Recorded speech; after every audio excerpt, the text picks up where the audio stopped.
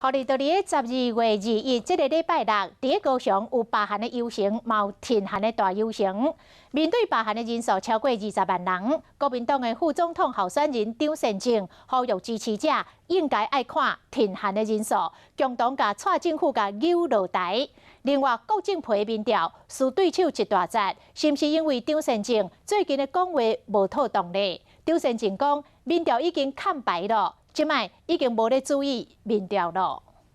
反抹黑，打造假，打造假。国民党组打击军团，全国律师做咧化反抹黑。不过最近有真侪民调统计，郭正培同款输赢得配舔舔，是因为张善政一直失言，还是有其他原因？前一阵子韩总统候选人说，这个民调盖牌以后，我们就没有再花心思再去注意这个民调了。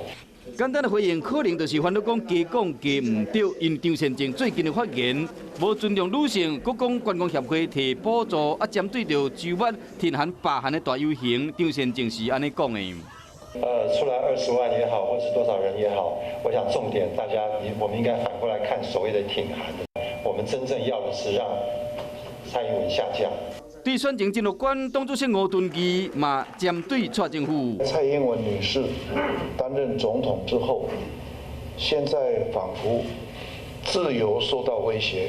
不过11月中了，韩粉入党的人数有几万人，选后敢有可能逼主席吴敦义下台？这嘛，和国民党分裂的风声四界咧传。